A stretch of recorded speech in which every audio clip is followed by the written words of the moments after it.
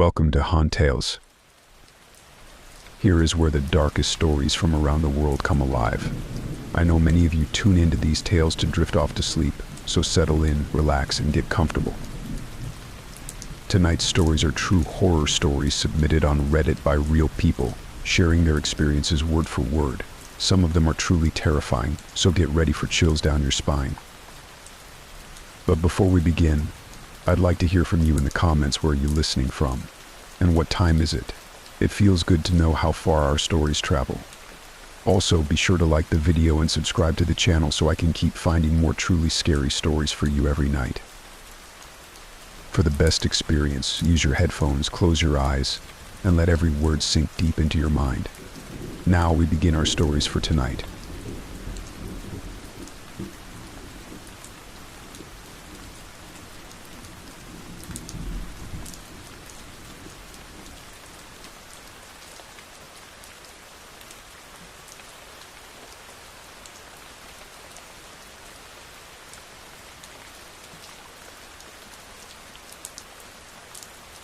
Story 1. Nightmare at the Front Desk by Diksontek Narogabi in 2013. It's 2:30 a.m. on a particularly busy Saturday morning, but the hotel is eerily quiet now, the type of quiet that comes after hours of chaos. I had just finished checking in over 60 frustrated passengers from a diverted flight. Their exhaustion was palpable, each of them dragging their feet and muttering complaints about delayed schedules and ruined plans. The lobby, which had been filled with the restless murmurs of disgruntled travelers, was now a desolate wasteland of luggage carts, airline vouchers, and discarded paperwork. I was running on fumes, the kind of tired that made my head feel heavy and the fluorescent lights overhead seemed too bright. I had been standing at the front desk for hours, trying to navigate the influx of disgruntled guests while maintaining the polite, helpful demeanor expected in customer service.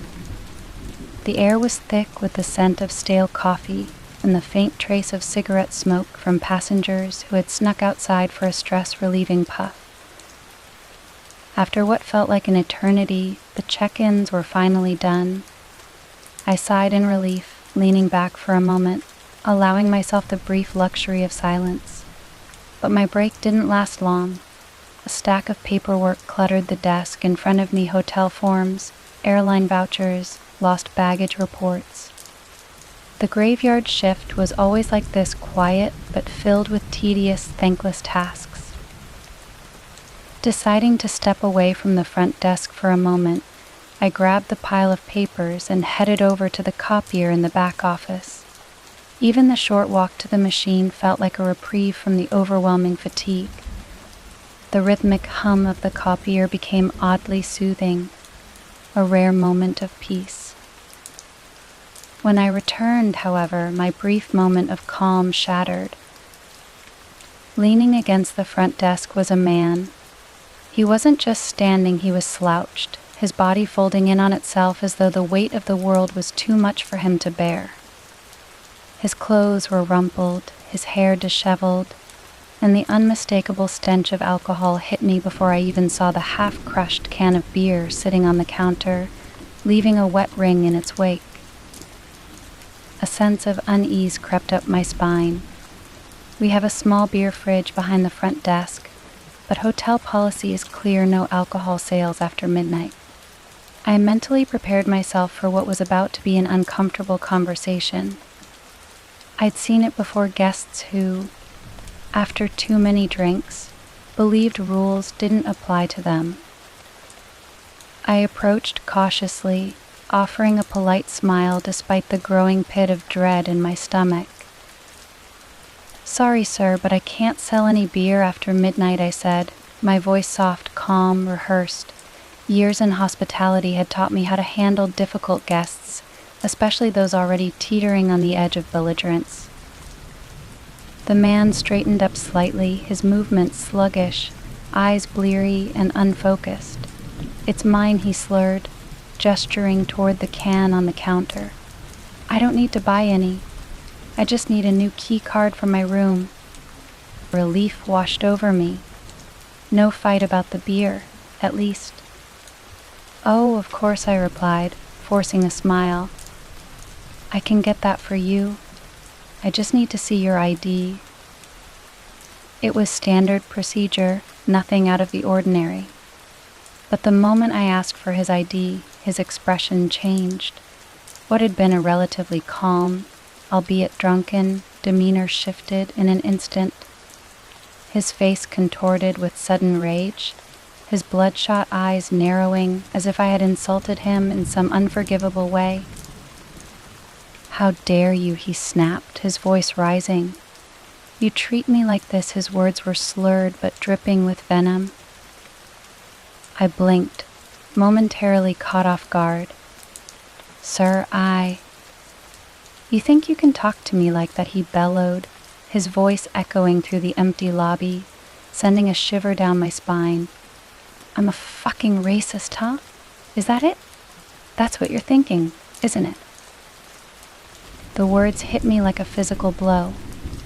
What was he talking about? I had said nothing, done nothing to provoke this kind of reaction. Yet here he was, pacing in front of the desk, his body trembling with barely contained fury.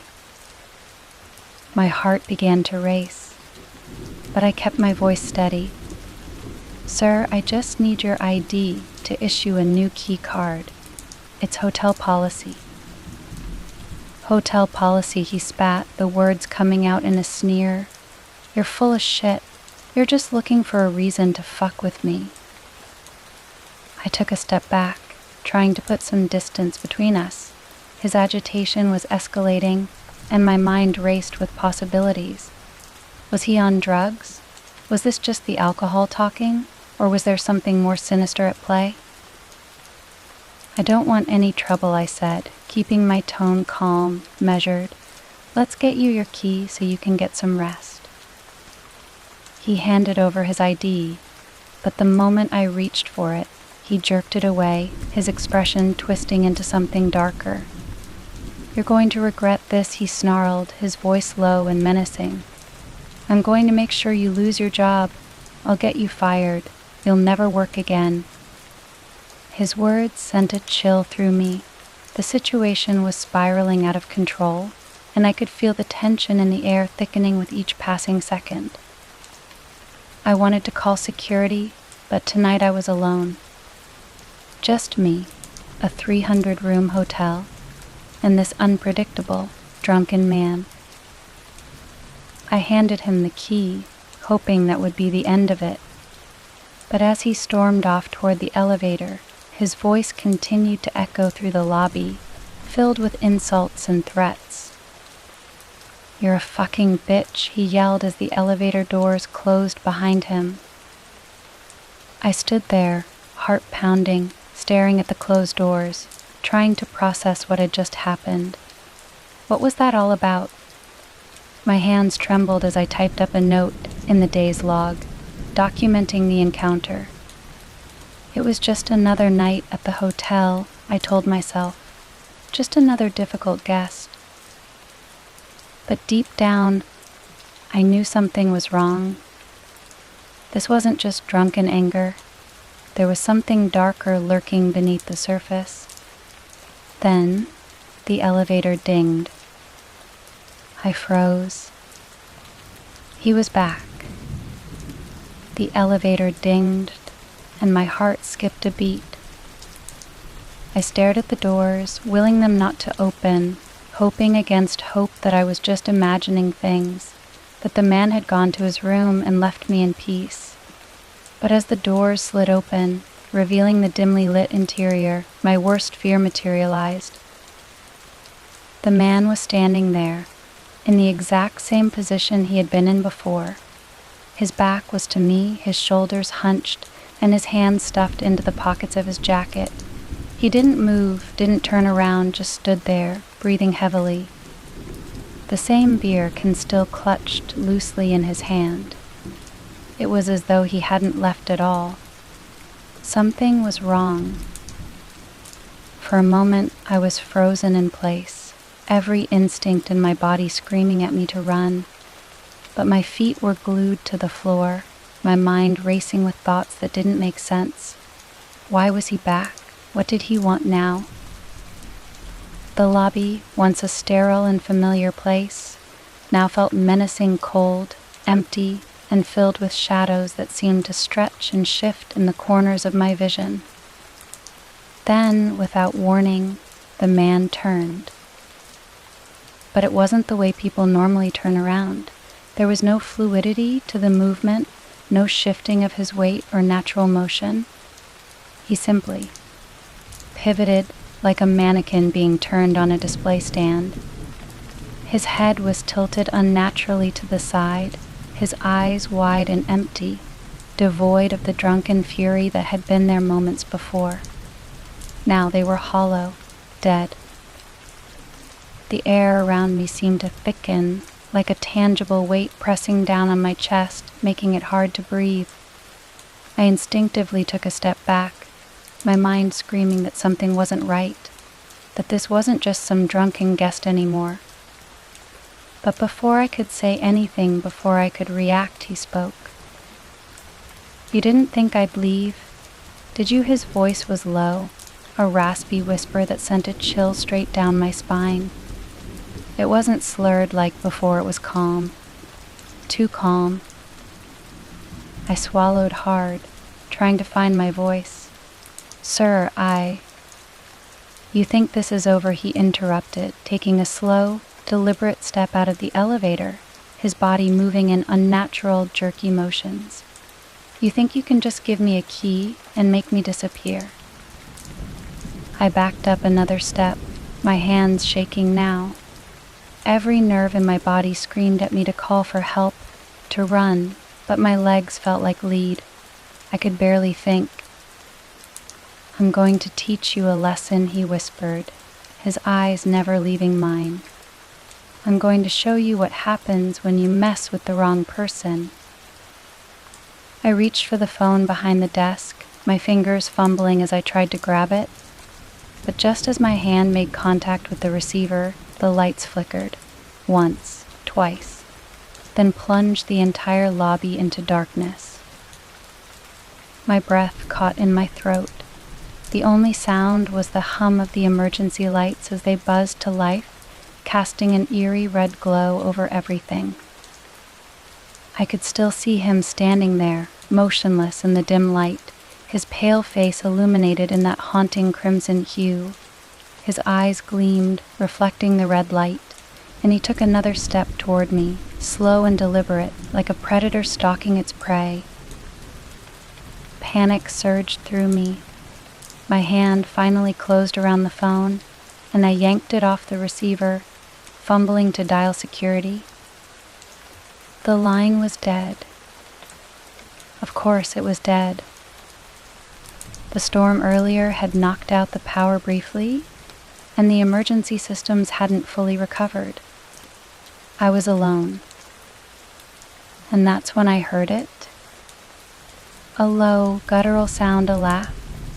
It started softly, almost like a growl, then grew louder, filling the air around me. I couldn't tell if it was coming from him or from somewhere else, but it echoed through the lobby, bouncing off the walls surrounding me. "You hear that?" he whispered, his voice barely audible over the sound. "That's the sound of everything you know crumbling. You did this." "I didn't do anything," I choked out, backing further away, my heart hammering in my chest. "I don't even know you." He took another step forward, his body twitching as he moved, like a puppet being jerked by invisible strings. "You will." The words barely registered before the lobby's large glass doors, the ones leading outside to the parking lot, flew open with a deafening crash. Cold air rushed in, swirling around me, and with it came the sound of footsteps, multiple footsteps approaching fast. I turned to look, expecting to see other guests, maybe security rushing in to help. But the lobby was empty, completely empty. I blinked, trying to make sense of what I was seeing. The wind howled, pushing against the doors, but there was no one there. No security, no other guests, just the endless expanse of the parking lot, shrouded in darkness. Behind me, the man laughed again, louder this time. And when I turned back to face him, I froze in horror. He wasn't alone anymore. Standing just behind him, partially obscured by the shadows, were 3 figures. They were tall, unnaturally thin, their limbs too long, their faces hidden beneath dark, hooded cloaks. But I could see their eyes glowing, piercing eyes that seemed to burn with a malevolent light. They stared at me, unblinking, unmoving. "Meet my friends," the man said, his voice filled with glee. "We've been waiting for you?" My breath caught in my throat. This wasn't real. It couldn't be real, but as the figures stepped forward, I could feel the cold, the weight of their presence pressing in on me, suffocating me. I took another step back, my body trembling, heart pounding in my ears. I had to get out. I had to run. But as I turned toward the exit, the lobby doors slammed shut with a violent bang, the wind dying instantly.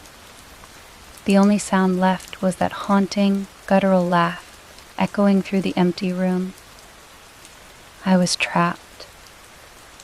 The air was heavy with dread, thick and suffocating, as if the room itself was alive, breathing, closing in on me.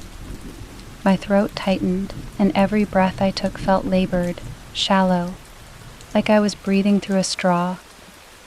My eyes darted from the man to the 3 figures standing behind him. They were still motionless, their glowing eyes locked onto me with an intensity that made my skin crawl. I stumbled backward, my heart thudding in my chest. There was nowhere to go. The exit was sealed, the phone was dead, and I was trapped in the middle of this nightmare with no way out. "Please," I whispered, my voice barely audible, trembling.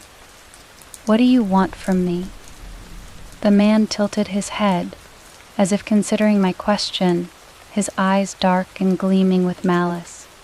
"What do we want?" he echoed, his voice dripping with amusement. "We want what's already ours." The 3 figures behind him began to move, slowly at first, their long limbs stretching unnaturally, joints popping as they took their first steps toward me. Their movements were jerky, like they weren't used to walking, as if their bodies had forgotten how to move like humans. The sound of their footsteps echoed in the empty lobby, growing louder with every agonizing second. I backed away further until I felt the cold marble of the front desk against my back. I was cornered. "Look at them," the man said, a cruel smile curling on his lips. "They've been waiting for someone like you." Someone who opened the door, his voice was low, sinister, like a hiss in the dark. "You let us in." "I didn't." I started, my voice cracking with panic. "I didn't let anyone in. I don't know what you're talking about." But he just laughed. A cold, bone-chilling sound that echoed through the lobby, reverberating off the walls. His body twitched violently again, like a marionette being yanked by invisible strings, and he leaned forward, his eyes narrowing. "You opened the door the moment you stepped in here. This place. It's ours now." The figures were getting closer, their movements unnatural, grotesque. The emergency lights flickered overhead, casting their shadows across the walls, distorting them into monstrous shapes. Every nerve in my body screamed for me to run, to escape, but there was nowhere to go. "You're not the first," the man continued, his voice low and venomous, "and you won't be the last." The others, he pointed toward the figures now looming closer. "They tried to run. but in the end, they're all part of us now. I swallowed hard, my mind racing. The others? What others? There was no one else here, not that I could see. But then the realization hit me like a punch to the gut. The hotel. The missing people. All the stories I'd heard whispered by the staff, the rumors of guests who had vanished without a trace. No one ever seemed to talk about it out loud, but it was there, lingering in the air like a bad omen. And now I was next. I turned, desperate, searching for anything that could get me out of this. My eyes landed on the side door, the one leading to the back office. Maybe, just maybe, I could slip through there, find another way out. With a surge of adrenaline, I darted toward it, my legs finally obeying my frantic mind. But before I could reach the door, the temperature in the room plummeted. The air grew icy, biting against my skin. My breath came out in visible puffs, and the shadows on the walls twisted and writhed like living things. A force slammed into me from behind, cold and violent, knocking me to the ground. I hit the floor hard, the impact knocking the wind out of me. Gasping for air, I tried to scramble to my feet, but something was holding me down, something heavy and cold pressing against my chest, pinning me in place.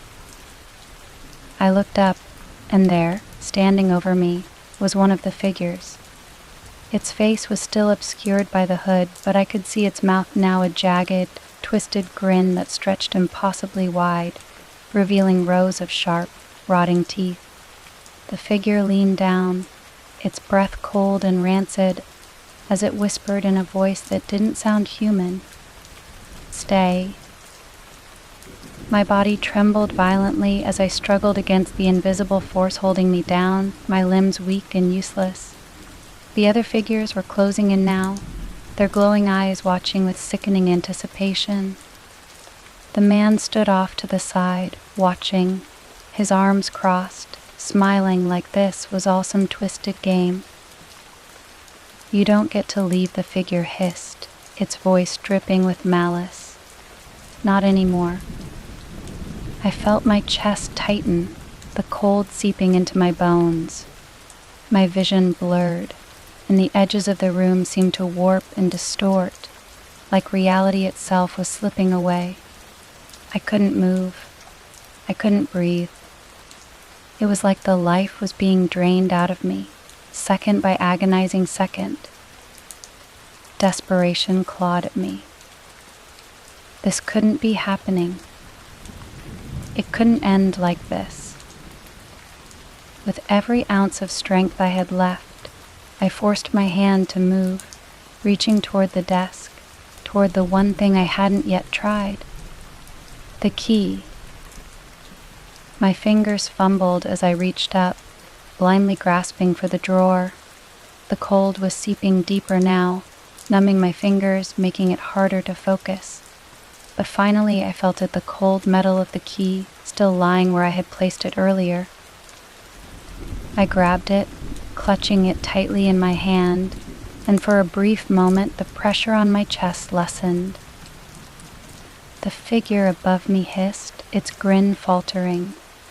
The others stopped in their tracks, their glowing eyes narrowing as they stared at the key in my hand. "You think that will save you?" the man sneered, stepping closer. "It's too late. You're already ours." But the moment the key touched my skin, the cold around me began to lift. It was subtle at first, barely noticeable, but it was there, a flicker of warmth, a spark of hope. I didn't understand why, but I didn't care. Gripping the key tighter, I forced myself to sit up, gasping for air as the invisible force began to loosen its grip on me. The figures recoiled, their twisted faces contorting in anger and fear. They hissed, retreating, but the man remained, his eyes locked on the key. "You don't know what you're doing," he growled, his voice losing its mocking edge. That key, it's more than you think. I didn't wait to hear what he meant. With a surge of determination, I stumbled to my feet, clutching the key like a lifeline. Whatever it was, whatever power it held, it was the only thing keeping me alive right now. And I wasn't going to let go. The warmth from the key was spreading through me now, slowly thawing the icy grip that had nearly pulled me under. My legs felt weak, my breaths ragged, but the overwhelming sense of dread that had paralyzed me moments ago was retreating. The figures, those shadowy, twisted forms, were shrinking back, their glowing eyes dimming as if they feared the power in my hand. The man, however, wasn't retreating. His smile faded, replaced with a glare that cut through the room like a blade.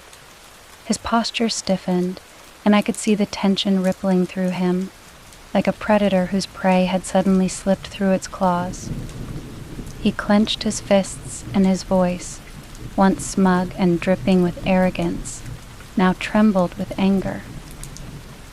"You think you can fight this?" he spat, his eyes narrowing as he took a slow step toward me. "That key won't save you for long. It's part of this place. And so are you now." I took a step back, clutching the key even tighter. My mind was racing. Part of this place? What was he talking about? I didn't care to know. All I knew was that this key, this small, seemingly insignificant piece of metal, was the only thing keeping them at bay. But for how long? I glanced around the lobby, desperate for an escape route. The side door was still there, slightly ajar, the faintest hint of light spilling in from the hallway beyond. If I could make it through that door, maybe I could find a way out. Maybe. The man saw where I was looking and laughed. A cold, bitter sound. "There's no escape," he snarled. "Not for you. Not for anyone who's crossed that threshold." He pointed to the front entrance, the one I had walked through when this nightmare began. "You belong to this place now. And soon. It will take what it's owed." My pulse quickened. The side door was my only chance, and I wasn't going to waste it.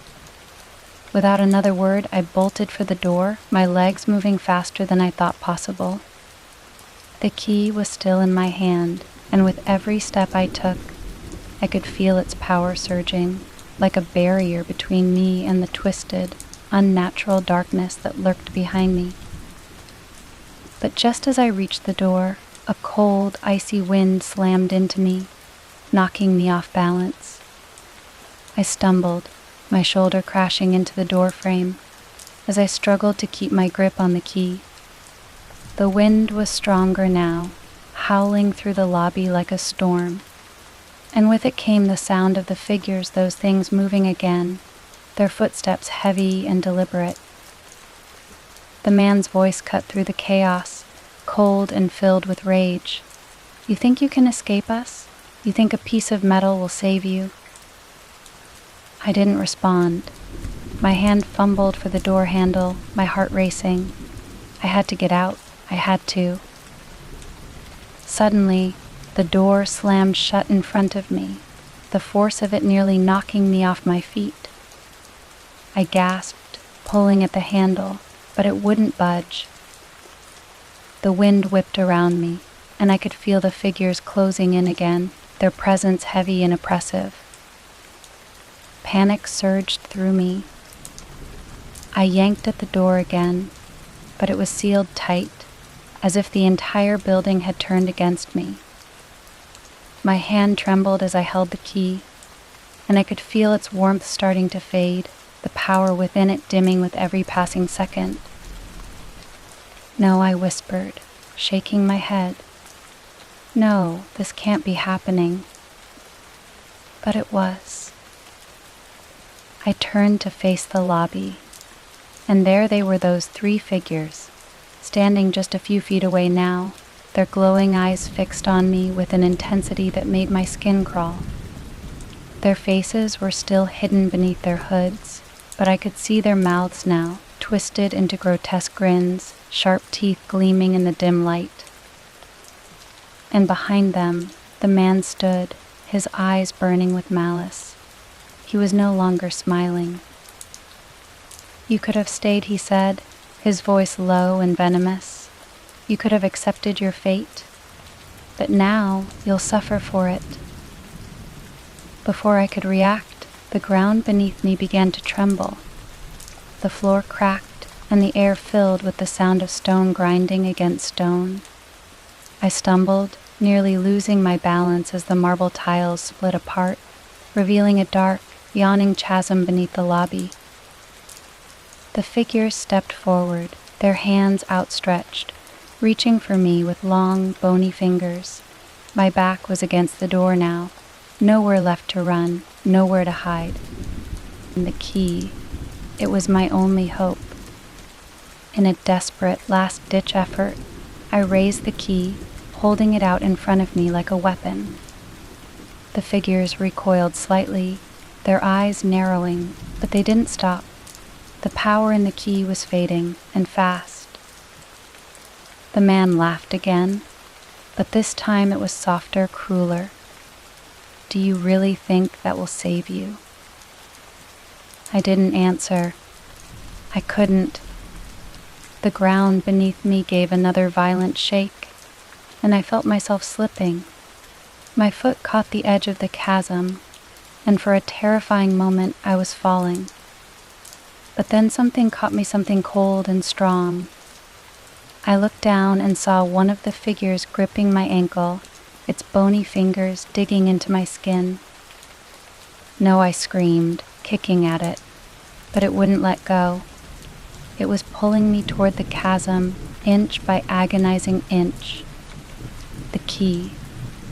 I had to use the key.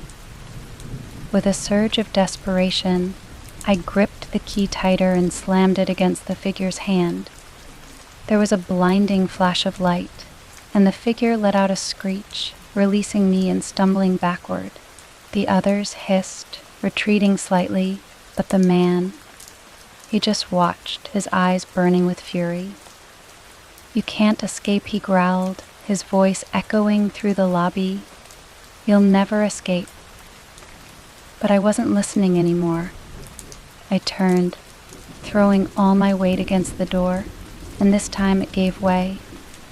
The door burst open, and I stumbled through, crashing into the hallway beyond. The cold wind followed me, but I didn't stop. I kept running, the key clutched tightly in my hand, my heart pounding in my chest. I didn't know where I was going. I didn't know if I would ever truly escape. But I had to try. Behind me, I could still hear the man's voice, distant now, but still filled with malice. "You can run," he said, his voice echoing through the darkness. "But you can't hide. This place, it's inside you now." And deep down, I knew he was right. I kept running, my legs burning, my lungs screaming for air, but I didn't dare stop. The hallway twisted and turned, and each corner felt like it stretched forever. Behind me, the cold wind continued to howl, a reminder that the nightmare I had just escaped from wasn't truly gone. The key's warmth in my hand had dwindled to nothing, but I held onto it as though it was the only thing keeping me tethered to reality. After what felt like an eternity, I reached the end of the hallway door, plain and unremarkable. My hand hesitated on the handle, terrified of what might be waiting on the other side. But there was no turning back. I pushed the door open and stumbled outside. The cold night air hit my face, crisp and refreshing. I gasped, sucking in deep breaths, my mind struggling to process that I was finally out. The lobby, the man, the figures, they were behind me now, locked away inside that cursed building. I stood on a street that looked completely normal, the distant sounds of traffic and life a stark contrast to the nightmare I had just survived. For a moment, I just stood there, blinking up at the sky. The stars twinkled peacefully, the world moving on, completely oblivious to the horrors that had nearly claimed me. I had escaped. Somehow, against all odds, I had made it out alive. But as I stood there, clutching the key, a deep sense of unease crept in. The man's final words echoed in my mind. This place, it's inside you now. I glanced down at the key, and for the first time, I noticed something strange. The intricate carvings on its surface had changed, twisted. They were no longer symbols, but words. I held it up, squinting in the dim street light to read the tiny inscription. You never leave. A chill ran down my spine. Suddenly, the ground beneath my feet seemed to tremble ever so slightly, as if the world itself was shifting. I glanced around, my eyes darting to the shadows. For a moment, I thought I saw movement, a figure, tall and hooded, standing just at the edge of the darkness. I blinked, and it was gone. But the feeling remained.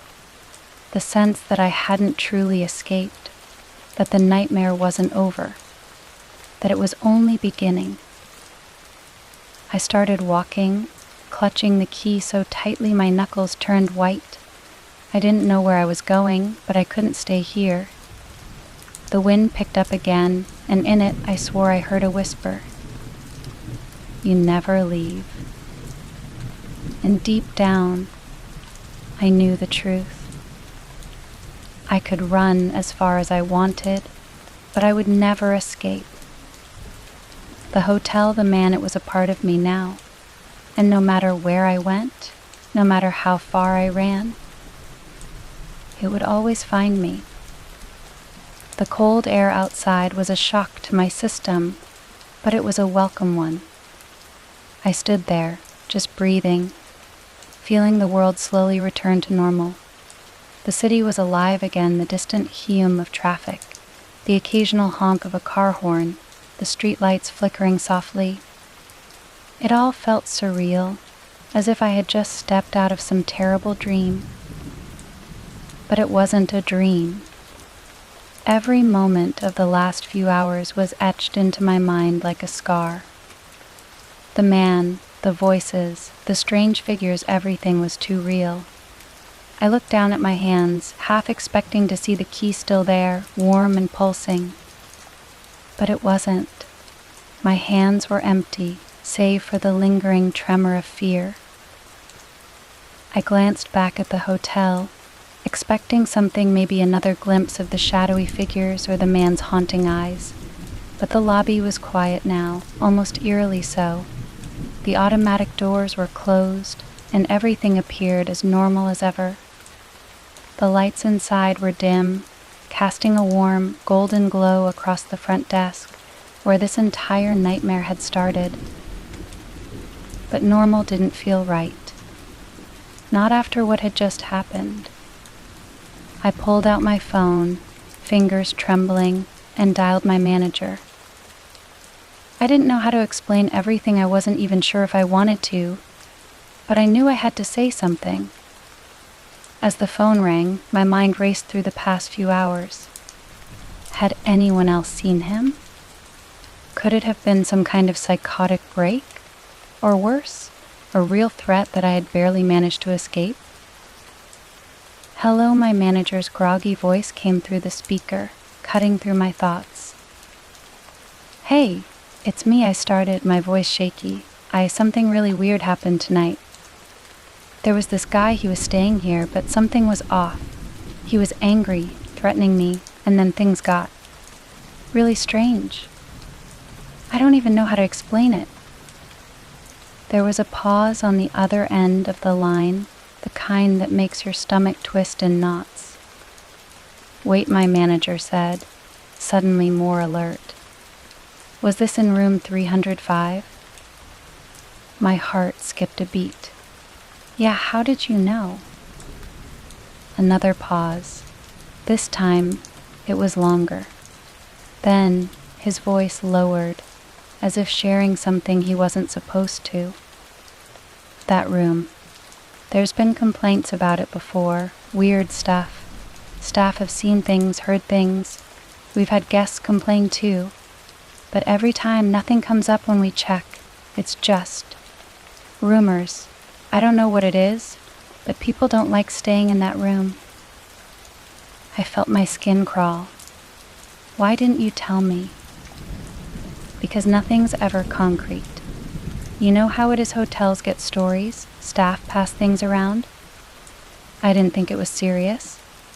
But if you're saying you had a run-in with someone dangerous... It wasn't just dangerous, I interrupted. It was something else. He wasn't just angry, there were things happening. Things I can't explain. I could hear my manager breathing heavily on the other end, the weight of my words sinking in. After a few moments, he spoke again, quieter this time. I'll look into it. For now, take the rest of the night off. I'll send someone else to cover. I hung up, the conversation leaving me more unsettled than before. As I stood there on the empty street, the hotel looming behind me, I couldn't shake the feeling that what I had experienced wasn't just a one-off encounter with a disturbed guest. It felt like something deeper, something tied to the place itself. I never saw the man again after that night, and to be honest, I tried my best not to think about it. I continued working at the hotel for a few more months, but I always avoided room 305, even when it wasn't occupied. There was something about that room, something that left a mark on me, even though I never stepped inside it. As time passed, I tried to convince myself that it was just a strange, isolated incident. Maybe the guy was on drugs, or maybe it was a mental health issue. But every now and then, late at night when I'm alone, I can still feel that same cold wind, hear that same whisper. And deep down, I know something is still there, waiting. Not long after, I quit my job at the hotel. I told my manager it was because of stress, but the truth was, I couldn't handle being in that building anymore. There were too many unanswered questions, too many nights I stayed awake wondering if the man would come back. Or worse, if something else would. Looking back on it now, it still doesn't make sense, but I know one thing for sure. Some things are better left unexplained. I never saw the man again after that night. To be honest, I tried my best not to think about him. I continued working at the hotel for a few more months, but I always avoided room 305, even when it wasn't occupied. There was something about that room, something that left a mark on me, even though I never stepped inside it. As time passed, I tried to convince myself that it was just a strange, isolated incident. Maybe the guy was on drugs or experiencing a mental health crisis. But every now and then, late at night when I was alone, I could still feel that same cold wind brush against me, hear that same whisper echo in the back of my mind. Eventually, the tension took its toll. I found myself increasingly anxious every time the phone rang or a guest approached the front desk. I couldn't shake the feeling that something was lurking in the shadows, waiting for the right moment to strike. I would wake up in a cold sweat, heart racing, convinced I heard footsteps in the hallway or voices murmuring just beyond my door. After one particularly sleepless night, I made the decision to quit. I told my manager I needed to leave for personal reasons. While he seemed disappointed, he didn't pry. I packed my things, took one last look at the hotel, and stepped out into the sunlight for what felt like the first time in months. As I walked away, a heavy weight lifted off my shoulders, but a lingering sense of unease settled in its place. I might never fully understand what happened that night, but I knew I had made the right choice. Since leaving the job, I've found a new position at a different hotel. It feels good to start fresh, away from the memories and the shadows that haunted me. Yet, even now, I can't help but glance over my shoulder sometimes, expecting to see the man or to hear his voice echoing through the night. Some things are better left unexplained, and some places are better left behind. As I move forward, I remind myself that while I can't change the past, I can choose to step into a brighter future one where I don't have to look over my shoulder.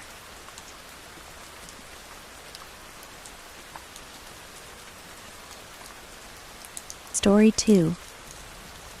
Once more at the door by a Redditor Momse Simpriti in 2013. I grew up in a small town in Texas during the late 80s, early 90s, back when life was a little more innocent and the world seemed both much larger and much smaller at the same time. I was about 6 or 7 years old, and my older sister, who was 14 or 15, was usually the one left in charge when our parents went out. We lived in one of those rural towns where everyone knew everyone, and it wasn't unusual for parents to feel comfortable leaving their kids home alone for a few hours. My sister and I got along surprisingly well despite the age gap. She wasn't the kind of older sibling who bossed me around all the time, and I wasn't the kind of kid who got on her nerves most of the time. That night, though, was different. It was a winter night, the kind that chills you right down to your bones because the desert cold is nothing like the cold in other places. The wind in West Texas could howl like a wounded animal, shaking the house in its fury, making everything feel a little eerie. The sun had gone down hours ago, and the world outside our house was pitch black. The only light in the living room, where we were huddled together watching TV, came from the soft glow of the screen and the dim light spilling out from the kitchen down the hall. I can still remember what we were watching. It was one of those crime news shows, either 60 Minutes, 48 Hours, or hard copy. I can't quite recall which one exactly, but it doesn't matter. They all felt the same to me as a kid. This particular story was about a quiet man, the kind of guy you never expect to snap, going on a rampage in his neighbor's house, murdering the family and kidnapping their daughter. The show was dark, unsettling, and it made me feel like the world outside our little home was filled with lurking dangers. Even though it was just a story on TV, it cast a shadow over the evening. Now, let me tell you about our living room. The back wall was entirely made up of floor-to-ceiling windows, with a large glass sliding door in the middle that led to the backyard. At night, when the lights were on inside the house, those windows became huge black mirrors, reflecting our little world back at us, while revealing nothing of the darkness beyond. The front door was at the other end of the room, past a small entryway, a solid wooden door with a glass storm door on the outside. When we were sitting in the living room, it felt like we were in a small bubble, cut off from the rest of the world by those glass barriers. It was about 45 minutes into the show, and the narrator was droning on about the ongoing manhunt for the killer. We were both a little on edge because of the story, but not so much that we were expecting what happened next. All of a sudden, bam, bam, bam. The sound of someone pounding on the front door shattered the silence. My sister and I jumped to our feet, screaming, the sound of our shrieks mingling with the echoes of the pounding. Then, as quickly as it had started, everything went silent. My heart was racing, and I could feel the adrenaline pumping through my veins. For a moment, we just stood there in the dimly lit room, listening. The only light was coming from the kitchen and the TV, but the noise from the TV felt too loud now, too intrusive in the thick silence that had descended after the knocking. We both looked at each other, trying to figure out what to do. My sister, always the rational one, suggested that maybe something had blown against the door.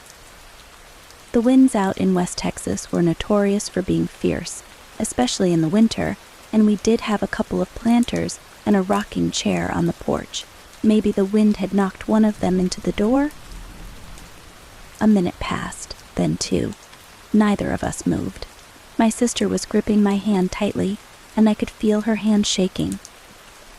Then we heard it a soft click, the sound of the storm door closing. My blood turned to ice in my veins. The wind didn't blow the storm door open. Someone had to have opened it to knock on the front door, then closed it behind them. We were still frozen, standing in the middle of the room, unsure of what to do. My sister was always the brave one, though. After what felt like an eternity of silence, she slowly crawled over to the TV and turned it off. It wasn't a quick or quiet process. You had to twist the metal dial to turn it off, and when she did, it made a loud thunk in the silence. It was the kind of noise that felt like it could alert whoever was out there that we were still inside, hiding. Now it was just us in the shadows of the room. The kitchen light down the hall barely provided enough illumination to see anything, and the living room was bathed in a faint, eerie glow. We sat there for a long time, neither of us daring to move or speak. I remember staring at the front door, waiting for something to happen. My sister kept glancing back at me, her eyes wide with fear, but I could tell she was trying to stay calm for my sake. I don't know how much time passed, minutes, maybe hours, though it felt like forever. Then, without warning, I heard it, the soft click of the back door handle turning. The sliding glass door was locked, but not with the deadbolt, just the flimsy knob lock. I turned around to face the back wall of windows, and I saw the handle slowly turning, the door rattling gently as if someone was testing it, trying to get in without making too much noise. My sister didn't move. I didn't move. We were both paralyzed with fear. I could see the faint outline of my own reflection in the glass, and with each soft twist of the door handle, my reflection grew blurry, then clear, then blurry again. It was like the whole world was holding its breath. And then, suddenly, bam, bam, bam, bam, the glass door started shaking violently as if someone was trying to force it open, jerking it back and forth with all their strength. The entire wall of windows rattled with the force of the banging, and I could see the glass vibrating with each desperate pull on the door. My reflection danced across the glass, distorting with each hit. My heart was pounding in my ears, and I felt like I couldn't breathe. My sister, usually the calm one, lost it. She screamed at the top of her lungs, a blood-curdling shriek that echoed through the house. It snapped me out of my frozen state, but before I could react, she grabbed me by the arm and dragged me down the hallway to her bedroom. She slammed the door shut behind us and shoved her mattress and anything else she could find in front of the door as a makeshift barricade. Her hands were trembling as she piled whatever she could against the door. Thank God she had grabbed the phone before pulling me into her room. It was one of those old, heavy beige portable phones with a long metal antenna, the kind you had to manually dial. In her panic, though, she couldn't remember the number for the sheriff's office. We didn't have 911 back then in our little town. You had to dial directly. She started sobbing, cursing under her breath, and in desperation, she hit redial on the phone. Her friend answered. Through broken gasps, my sister managed to explain that someone was trying to break into our house. She begged them to come over to get there as fast as they could. I was curled up on the floor, shaking uncontrollably. Every noise outside sent a fresh wave of terror through me, and I kept imagining that whoever was out there was going to burst through the door at any moment. Time seemed to stretch on forever as we waited. The house was silent now, but that didn't make me feel any better. In fact, the silence was even worse than the noise had been. Every creak of the floorboards, every whisper of the wind outside felt like a prelude to something terrible. I kept expecting to hear the sound of footsteps coming down the hall toward my sister's bedroom, or the crash of the front door being kicked in. Finally, after what felt like a lifetime, we saw headlights sweeping across the front yard. My sister's friend and her parents had come to our rescue. They banged on the front door, calling our names, and it was only then that I realized I had been holding my breath the entire time. My sister opened the door, and I rushed out, tears streaming down my face. We were safe. Whoever had been outside was gone. We never did find out who it was that had been trying to break in that night. There were no footprints, no signs of a struggle, just a couple of scuff marks near the back door that may or may not have been there before. Nothing like that ever happened to us again, but from that night on, my sister and I always double-checked every lock in the house before we went to bed. That night changed us both. It was a reminder that even in a small town, where everyone knows each other, there are dangers lurking in the shadows, and it's something I'll never forget. That night is still as vivid in my memory as if it happened yesterday. I think about it often, even after all these years.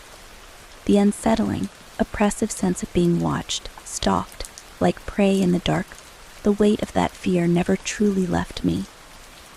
It's odd how, as kids, we can rationalize things after the fact, convince ourselves that maybe it was just the wind or a prank, or some overactive imagination playing tricks. But deep down, my sister and I both knew. Someone was out there that night, and they wanted in. After that initial terror, my sister and I couldn't let go of the strange feeling that lingered around the house for days. Something felt off. It's like the air itself was heavy with a presence. We couldn't exactly explain it, but it was there. For weeks, every creak, every gust of wind rattling the windows, sent us back to that moment on the floor, frozen in fear, the sound of that door handle rattling, echoing in our heads. But the scariest part was not knowing who it was or why they had come to our house. As the days passed, we began obsessing over the little details. Did someone actually break in? Had we interrupted something more sinister by screaming? There was no denying the storm door had been opened, the rattling, the pounding at the door. Even our parents couldn't explain it, brushing it off as some kids playing a prank. But we knew. Something darker lurked outside that night. In the following weeks, my sister wouldn't let me out of her sight. We became inseparable after that, a bond forged in fear. When we told our parents, they looked concerned but seemed to think it was just our imaginations running wild after watching one too many crime shows. They checked the house thoroughly, reassured us that everything was locked, and that it was probably nothing more than a branch knocking against the windows, or perhaps a gust of wind, but we both knew better. It wasn't just the memory of that night haunting us, it was the sense that whoever had come to our door had unfinished business. A week later, something odd happened. My sister was out with her friends, and I was home alone for the first time since that night. My parents had gone to a friend's house, promising to be back in a couple of hours. I wasn't thrilled about being alone, but I didn't think much of it, that is, until I heard it. I was in my room, half reading a comic book, half listening to the TV when there was a sound outside. It wasn't as violent or loud as the banging from the week before. This was more like a soft scraping, as if something was being dragged along the side of the house. It was so subtle at first that I thought it was just an animal, maybe a stray cat. But then it happened again. Louder. Closer. My heart started to race. I couldn't ignore it now. The scraping sound was persistent, and it was moving around the side of the house, toward the back door. The back door. I immediately flashed back to that night, the rattling door handle, the pounding. My mind raced. What if they had come back? What if they hadn't given up? I crept down the hallway, keeping my steps as quiet as I could. The house felt huge and empty around me, every shadow darker than it should be. The scraping sound had stopped, but now there was something worse: silence. The kind of silence that presses in on you, suffocating. I made my way into the common room, and there it was again, the back door. That damn wall of windows. It stood there, a black void beyond the glass. Nothing but the reflection of the dim kitchen light staring back at me. But something felt wrong. It felt like someone was standing just beyond the glass, watching, waiting. I moved closer, my legs like jelly beneath me, my heart pounding in my ears. I couldn't see anything outside, but the sense of being watched was so strong I could feel it in my bones. And then, as if on cue, the doorknob rattled. I froze. It was exactly like that night before. The the gentle, almost curious turning of the knob, testing the lock. I felt my breath hitch in my throat. It was happening again. For what felt like an eternity, I stood there, staring at the door, my heart thundering in my chest. Then, without warning, bam, bam, bam, bam, the pounding came, hard and fast, shaking the windows in their frames. I backed away instinctively, tripping over the coffee table and falling to the floor. I didn't even have the presence of mind to scream. Just like before, the pounding stopped as suddenly as it had started. I stayed on the floor, my back pressed against the couch, shaking, my eyes glued to the door. I was terrified to look away, afraid that if I did, whoever or whatever was out there would come crashing through the glass. Minutes passed. I don't know how long exactly, but it felt like hours. The house was silent again, save for my ragged breathing and the soft hum of the refrigerator in the kitchen. I forced myself to move, crawling slowly backward until I was out of the room and halfway down the hall. Only then did I stand up and bolt to my room, locking the door behind me. When my parents came home later, they found me huddled in my bed, wide-eyed and shaking. I told them what had happened, but they brushed it off again. Another coincidence, they said. Another overactive imagination. But I knew. Something was out there, and it wasn't going to stop. In the weeks that followed, I became obsessed with locking every door and window in the house. My parents thought it was just a phase, something I'd get over, but my sister understood. She never said it, but I could see it in her eyes. She felt it too. We never found out who or what was at our door that night. No one ever came forward, no strange sightings were reported, and the police never followed up on our calls. But the fear stayed with us, lurking in the back of our minds, a constant reminder that sometimes the things that scare us the most aren't the monsters on TV or in the movies. They're the ones we can't see. The ones that are right outside our door, waiting for the right moment to strike. Years passed, and my sister and I grew up, but the memory of that night still haunts us both. Every now and then we talk about it, trying to make sense of what happened, but we always come back to the same conclusion. Whoever came to our house that night, whoever pounded on our doors and rattled the windows, they didn't want to scare us. They wanted to get in. And they almost did. Story 3. The Awakening of the Dragon. It was a cold January night in 2016, the kind of winter evening that feels like the world has frozen in place, holding its breath in anticipation. I was with a group of friends at a concert, the bass pounding in my chest, the vibrant lights casting ephemeral rainbows across our faces. We danced and laughed, oblivious to the outside world, intoxicated by the music and the moment. Nothing unusual happened during the concert, it was just another night of escapism. But as we returned to Tyler's house after the show, a sense of unease began to creep in, thickening the air around us. Tyler was a self-proclaimed mystic, his home filled with eclectic decor and oddities from his travels. That night, he excitedly began showing us his collection of crystals, claiming that each one held a different energy and purpose. Among the assortment, he produced a large amethyst crystal, its deep violet hue shimmering like a distant galaxy under the dim glow of the living room lights. This one, he said, his voice dropping to a conspiratorial whisper, is over 300 years old. It's said to protect against negative energy. He passed it around, and as it touched each of our hands, I felt a strange warmth radiating from it, almost like a heartbeat. When it reached Sarah, one of the girls in our group, everything changed. The moment her fingers brushed against the cool surface of the amethyst, her expression shifted dramatically.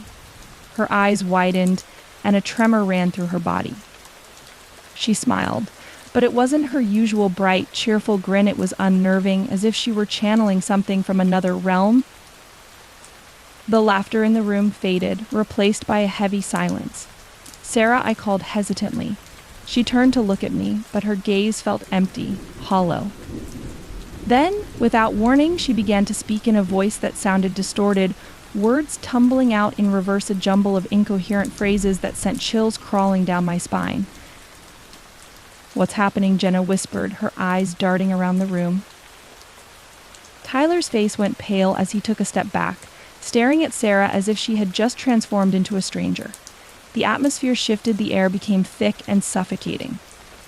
Suddenly, objects around us started rattling violently, the room resonating with an unearthly energy. A glass vase shattered against the wall, and everyone jumped back, hearts racing. In a moment of panic, the first of us began to feel nauseous and stumbled outside, desperate for fresh air. I glanced at Tyler, who looked bewildered, and then at Sarah, who was now swaying slightly, as if caught in a trance. "Something's not right," I said, my voice shaky. Without warning, Sarah stood up abruptly, her posture straightening. The smile that had once seemed innocent twisted into something sinister.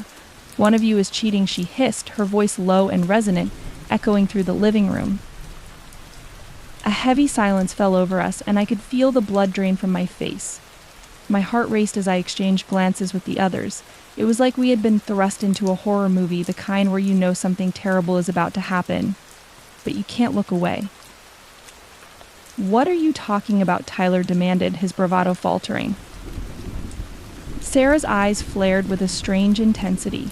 "You've disturbed the dragon," she whispered, and her voice cracked, as if someone else was speaking through her. The tension in the room escalated, a palpable fear enveloping us as I instinctively took a step back. I could feel something dark and ancient hovering just beyond our perception, waiting, watching. "Let's get out of here," I urged, my instincts screaming at me to flee. But before we could make a move, a loud crash erupted from the living room, causing us all to jump. Tyler's face went ashen as he turned toward the source of the noise. A massive icicle, perhaps 2 feet long, had fallen from the roof outside and shattered against his windshield, sending shards of glass flying like daggers. The sound echoed in the night, a harbinger of the chaos that was to follow. "We need to get out of here now," I insisted, adrenaline coursing through my veins. But the moment we tried to leave, the air grew heavy, and a sharp wind swept through the house, slamming the doors shut. It felt as though something was imprisoning us, wrapping its icy fingers around our throats, preventing escape. Jenna, shaking with fear, clutched my arm. "What do we do?" As if in response, we heard a low, guttural growl resonate from the depths of the house, a sound that chilled me to the core. It seemed to come from nowhere and everywhere at once, vibrating through the very floor beneath us. "Sarah," I shouted, panic rising, "where are you?" There was no answer. Instead, we heard the sound of furniture being dragged across the floor, a haunting melody of chaos that sent my heart racing. It was as if an unseen force was tearing through the house, and Sarah's laughter, hysterical and manic, echoed through the darkness. "What is happening?" I whispered, my breath hitching in my throat. Tyler's face was a mask of disbelief, but before we could fully comprehend the madness around us, the lights flickered, plunging us into darkness. My heart raced as I struggled to keep my composure. "Stay close," I whispered, gripping Jenna's hand tightly as we moved toward the staircase, trying to find a way out of this nightmare. As we reached the bottom step, a cold draft surged through the air, and I felt an inexplicable dread clawing at my insides. Suddenly, Sarah's voice broke through the shadows, a blend of her familiar tone and something deeply unsettling. "You shouldn't have come here," she taunted, her laughter echoing like a siren's call. "Sarah, please come back," I yelled, but the only answer was silence, thick and suffocating. "Maybe we should call the cops," Jenna suggested, her voice trembling. Just as I was about to pull out my phone, a chilling whisper crept into my mind, freezing me in place.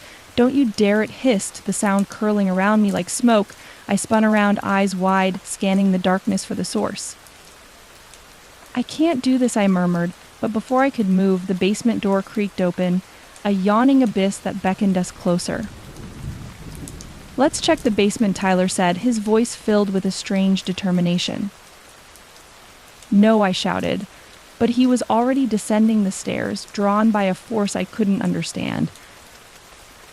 Tyler, wait, I called out, but he was already lost to the shadows. Jenna and I exchanged terrified glances before reluctantly following him into the basement. The air grew damp and cool, heavy with an ominous energy. "What are we doing here?" I whispered, fear coiling in my stomach. Tyler's silhouette flickered in the low light as he moved deeper into the room. I followed cautiously, the shadows dancing around me like phantoms.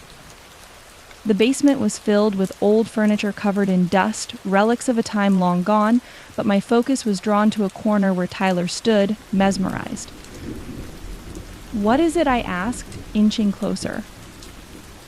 "There's something here," he breathed, pointing to an altar-like structure covered in strange symbols and odd artifacts. "Tyler, we shouldn't be here," Jenna urged, her voice a sharp whisper. But he was too engrossed, eyes wide with fascination. "Look at this," he said, reaching for a book resting on the altar. "No," I cried out, lunging toward him, but it was too late. He opened the book, and a gust of wind surged through the basement, slamming the door behind us. The lights flickered violently as shadows twisted and morphed around us, and from the depths of the darkness, a figure began to emerge, a towering silhouette that flickered between reality and something far more sinister. "Awakened," you have it intoned, its voice like rolling thunder, sending vibrations through the floor. "A choice you must make." Panic surged through me as I backed away, heart pounding in my chest. "Who are you?" Tyler demanded, his bravado faltering. The figure raised a hand, and darkness coalesced around us, the very air seeming to thicken with dread. "You have disturbed the dragon. Now you must face the consequences." I felt the temperature drop sharply, my breath fogging in the frigid air. The lights flickered once more, plunging us into darkness. "Tyler, we need to get out of here," I shouted, fear clawing at my throat. But just as we turned to flee, the figure lunged toward us, a wave of darkness crashing over us. "Choose wisely, or your souls will be forfeit," it boomed, and I felt the shadows wrap around my legs, pulling me down as if trying to drag me into the abyss. "Help," I screamed, my voice echoing off the walls as I fought against the unseen force. Jenna was at my side, desperately trying to pull me free. But the shadows were relentless, swirling around us like a tempest, and I felt myself begin to slip away. Then, in a moment of desperation, I reached for Tyler. "We have to work together." He nodded, his face pale but determined. On 3, we pulled together. "Okay," Jenna breathed, fear tightening her grip. 1, 2, 3. With all our strength, we yanked against the shadows, and for a brief moment the darkness hesitated, allowing us to break free. We stumbled back, gasping for breath, our hearts pounding wildly. But as we regained our footing, the figure loomed closer, its eyes glowing like embers in the darkness. "Your time is short," it warned, its voice echoing through the basement like a funeral dirge. "No, we won't be your pawns," Tyler shouted, defiance igniting within him. In that moment, I realized we had the power to fight back. I closed my eyes, focusing on the warmth of the amethyst crystal I had felt earlier, the energy that pulsed through it. "We can banish you," I cried out, channeling all my fear into anger. The shadows writhed, but the figure faltered. "You think you can escape?" it snarled, the voice twisting into something monstrous. But together we stood strong, arms linked, channeling our will against the darkness. "We choose light," I shouted, and with one final surge of energy, we pushed against the figure. A blinding light erupted from our clasped hands, illuminating the basement and banishing the shadows that clung to us. The figure howled in rage, its form dissipating into smoke as the light consumed it, leaving only silence in its wake. Breathless and shaking, we stumbled back, the oppressive weight of the shadows lifting.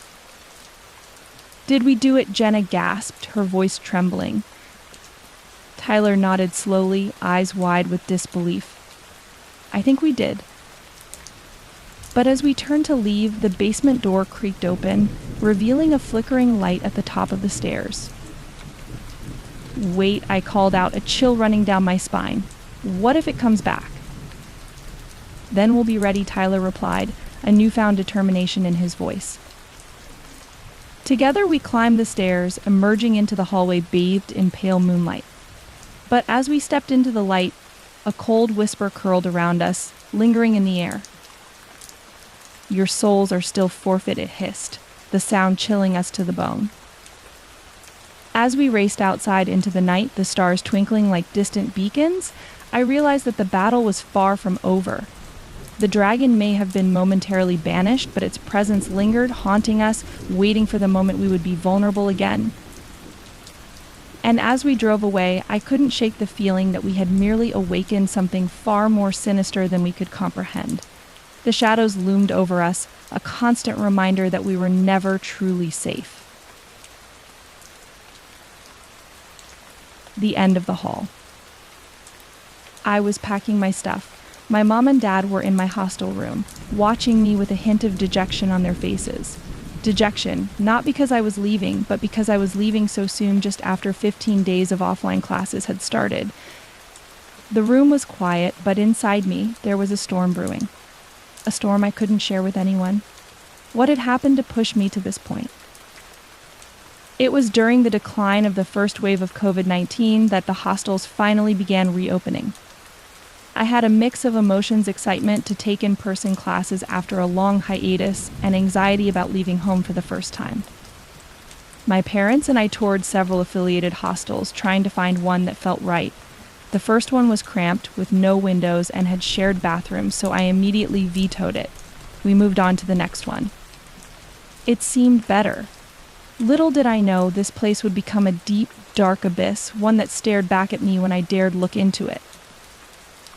The first day was normal. I settled in, arranged my things, and the evening passed uneventfully. My room was at the far end of the second floor, isolated from the rest.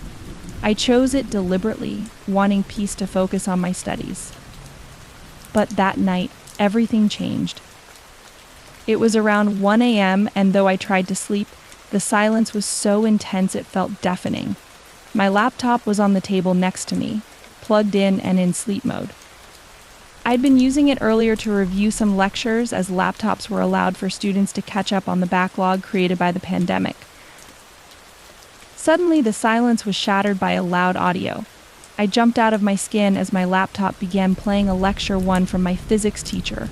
I sat up, heart racing, trying to make sense of it. How could it start on its own? After a few seconds, I rationalized it, assuming I had left the video open and something must have triggered it to start. I quickly turned off the laptop, telling myself it was nothing, and eventually drifted into sleep. But it would be the last peaceful sleep I'd have for the next 2 weeks. The following morning, I woke at 5:30 a.m. for the hostel's mandatory exercise routine. As I stepped out of my room, I encountered the floor warden, a sweet lady unlike most wardens I'd heard about. She smiled and said, "Beta, why were you studying so late last night? You could have used headphones. The sound was low, but I could still hear it when I made my rounds." I was confused. I wasn't studying, I replied. Maybe it was someone else. She frowned slightly, but didn't push further. I shrugged it off and continued my day. That night, the same thing happened. My laptop played the same physics lecture on its own, right around 1 a.m. I quickly turned it off and went back to sleep. But the next morning, the warden was less kind. "Girl, this is the second time. If you don't stop, I'll have to confiscate your laptop." I was furious. I hadn't been studying at all. I was sure I had turned off the laptop both nights. I argued with her, but she wouldn't listen. I left for my classes, stressed and sleep-deprived. Later that day, a senior student approached me. He was someone I'd seen during the exercise sessions but had never spoken to before. After some small talk, he asked, "Bro, don't you get scared?" "What do you mean?" I asked, bewildered. He looked at me with wide eyes. "Don't you know what happened in your room?" I shook my head. I had no idea what he was talking about. He told me that my room had been sealed for 2 years. A student, a classmate of his, had committed suicide there. The guy had been suffering from depression, But the final straw came when our physics teacher humiliated him in front of 200 students for not completing his work. He couldn't take it anymore and ended his life in that very room. I felt my stomach drop. The realization hit me hard both nights. The lecture that had played on its own was from the same physics teacher who had pushed that student over the edge, and the warden had heard it too. But despite the fear clawing at me, I couldn't leave. Financially, my family couldn't afford another hostel, and the warden refused to move me to a different room. The next few nights were worse than I could have imagined. Every creak of the wardrobe, every knock on the walls, every sound from under the bed felt like a death sentence. Then, on the 5th night, it happened. I was jolted awake by a loud bang on the bathroom door. The external bathroom beside my room was for my use only, and no one else had access to it. The sound was so loud that the warden came running, accusing me of causing the disturbance. I tried explaining that it wasn't me, but she didn't believe me. Desperate, I came up with a plan. I'm a believer in God, so I decided to play mild prayers on my phone while I slept, hoping that the peaceful chants would protect me. For the next few nights, nothing happened. The prayer seemed to work. But on the 14th night, something changed. I woke up in the middle of the night for no apparent reason. The first thing I noticed was that the prayers had stopped. My head was buried under the blanket, but my eyes were wide open. Maybe the phone's battery had died, I thought. As I was lying there, trying to calm myself, I heard a loud crash. Something had slammed into the wall at the far edge of the room. Heart racing, I peeked out from under the blanket. My phone, which had been next to my bed, was now across the room, lying in the far corner, a complete diagonal from where I had placed it before going to sleep. That was it. I couldn't take it anymore. I bolted out of the room, heart pounding, and ran straight to the warden. I begged her for her phone to call my parents. Hearing the terror in my voice, my parents agreed to come the next morning to take me home. I didn't go back to my room. Instead, I spent the rest of the night sitting on a chair by the night warden's desk, eyes glued to the hallway leading to my room. I never told my parents what had really happened, and I never will. They wouldn't believe me anyway. And now, here I am, packing my things, leaving this nightmare behind. But as I close the door to my room for the final time, I can't help but feel a chill run down my spine. Something is watching me. I've felt it before many times, in fact, but I always tried to brush it off as paranoia. Now, standing here with my parents, I know I'll never forget that feeling. It's like a heavy weight pressing down on me, an invisible presence lurking in the shadows, watching my every move. I glance back one last time. The room is empty, but it feels like it's staring right back at me, as though it knows I'm leaving and isn't pleased about it. It had all started so innocently. The excitement of being in a new environment, the nervousness of being away from home for the first time, it seemed like any other college experience. That first night, though, everything changed. I remember it clearly. I had just finished setting up my room, putting away my clothes, arranging my study materials, and charging my laptop on the table beside the bed. Exhausted, I climbed into bed, hoping to get some sleep before the next day's early morning exercise routine. But sleep didn't come easily. The silence of the hostel was deafening, unnerving even. My mind raced with thoughts of home, and I struggled to fall asleep. Just as I was starting to drift off, a sound shattered the silence of voice. My heart leaped into my throat. It was my physics teacher's voice, coming from my laptop. A lecture had started playing out of nowhere, loud and clear in the stillness of the night. I jumped up, confused and shaken. The laptop was in sleep mode, or at least I thought it was. I figured I must have left something open, so I switched it off, hoping that was the end of it. It wasn't.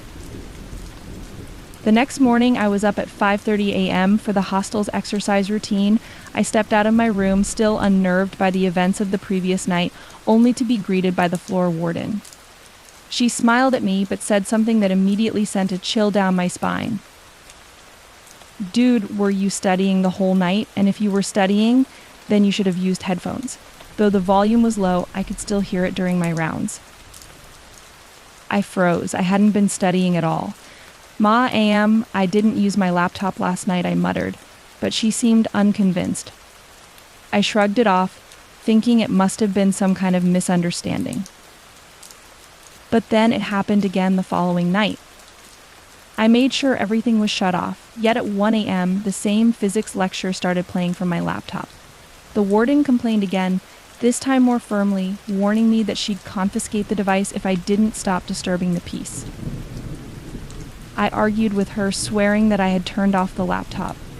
It was frustrating because I knew I hadn't done anything wrong, but she clearly thought I was lying. I was convinced something was malfunctioning with my laptop, so I tried to let it go. But the fear was creeping in. On the third day, things got worse. A senior student, someone I had only seen in passing during exercise sessions, approached me. He seemed friendly at first, but there was something unsettling in the way he looked at me. "Dude, are you really that brave? Aren't you afraid?" he asked with a knowing smile. I was confused. "What do you mean?" He hesitated before continuing. "You didn't know, did you? The room you're staying in, it was closed for 2 years. I stared at him, my heart sinking. "Why?" "One of my batchmates. He committed suicide in that room. Depression, mostly. But the final straw was when our physics teacher humiliated him in front of the entire class. He couldn't handle it, so he ended it there." I could feel the blood draining from my face. My breath caught in my throat. That same physics teacher whose voice had been playing on my laptop in the middle of the night. I felt sick. After that conversation, I couldn't bring myself to sleep. Every little sound in the room, the creak of the almirah, the knocking on the walls, the soft rustling beneath my bed, was enough to send me into a panic. I tried to rationalize it, telling myself it was just my imagination, but deep down I knew something was wrong. On the 5th night, I experienced the worst of it. Around 2 a.m., a loud bang echoed through the room. It was so loud that it felt like the walls shook. The noise came from the bathroom door, just outside my room, a bathroom I was the only one with access to. The warden rushed over, angry and demanding to know what I was doing at that hour. But I hadn't done anything. I hadn't even gotten out of bed, yet I was blamed once again for disturbing the peace. That's when I decided I had to do something. I'm a believer, so I started playing mild prayers on my phone every night as I slept, hoping that the peaceful chants would keep whatever it was at bay. And for a few nights it worked. The room was quiet. The uneasiness remained, but nothing happened. But then, on the 14th night, everything fell apart. I woke up in the middle of the night for no apparent reason. The first thing I noticed was that the prayers had stopped playing. My phone should have been playing them, but the room was completely silent. My head was buried under the blanket, but my eyes were wide open, my pulse quickening. Maybe the battery had died, I thought, trying to calm myself down. But then I heard it a loud crash against the wall at the far end of the room. I froze. Slowly, I lifted the blanket and glanced around. The light was on, and my phone, where I had placed it beside my bed, was now at the complete opposite end of the room, lying in the corner, far from where I had left it. That was the final straw. I couldn't stay in that room any longer. In complete terror, I ran to the warden, begged to use her phone, and called my parents. I didn't care if it was the middle of the night. I couldn't stay there for one more second. Hearing the fear in my voice, they agreed to come first thing in the morning. I didn't go back to my room that night. Instead, I spent the night sitting on a chair by the night warden's desk, my eyes fixed on the direction of my room, afraid that something would follow me. I never told my parents what really happened. I don't think I ever will. How could I explain something I could barely understand myself? As I close the hostel door for the last time, I feel that same chill again, but I won't look back.